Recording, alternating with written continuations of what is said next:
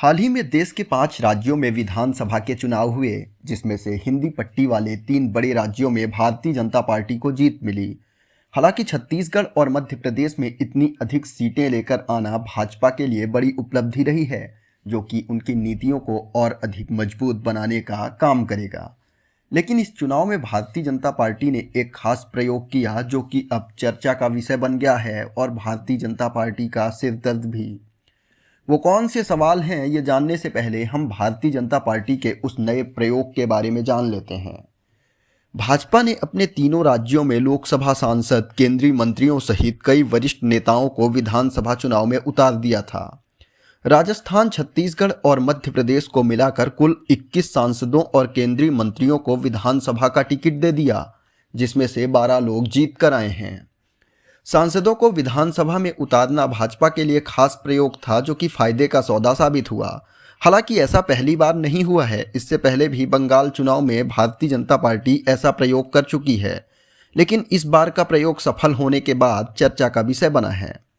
आपको बता दें कि सभी लोकसभा सांसदों ने अपनी संसदीय सदस्यता से इस्तीफा दे दिया है। अब बात करते हैं उन सवालों पर जो खड़े हो गए हैं। वे सवाल हैं, सबसे बड़ा सवाल तो भारतीय जनता पार्टी के लिए है कि इन राज्यों में मुख्यमंत्री किसे बनाया जाए। मुख्यमंत्री के लिए जातिगत वोटों की राजनीति चल रही है, तो कहीं महिला पुरुष के बीच लड़ाई है, कहीं उम्र मायने रखती है, तो कहीं नए चेहरों को मौका देने का भी प्रयोग हो सकता है। एक बार तीनों राज्यों के सीएम पद की रेस में बने लोगों के नाम भी जान लेते हैं। सबसे पहले छत्तीसगढ़ की बात करें तो यहाँ से 4 प्रमुख नाम निकलकर सामने आ रहे हैं, जिसमें पूर्व सीएम रमन सिंह, अरुण साव, रायगढ़ से ओपी चौधरी और सोनहत से रेणुका सिंह का नाम चर्चा में है। मध्य प्रदेश की बात करें तो नरेंद्र सिंह तोमर, प्रहलाद पटेल, वीडी शर्मा और शिवराज सिंह चौहान का नाम सबसे अधिक चर्चा में है।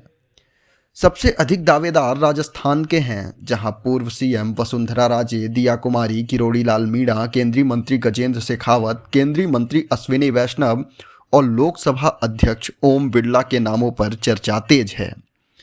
चलिए अब उस सवाल पर आते हैं जो सभी के मन में उठ रहा है कि लोकसभा सांसदों के इस्तीफे के बाद उनकी सीट पर सांसद कौन रहेगा। आपको बता दें कि जब किसी सीट पर कोई सांसद या विधायक नहीं होता तो वह सीट खाली हो जाती है। वहाँ का लॉ एंड ऑर्डर राज्य सरकार के हाथों में होता है और उन्हीं के अधीन चलता है।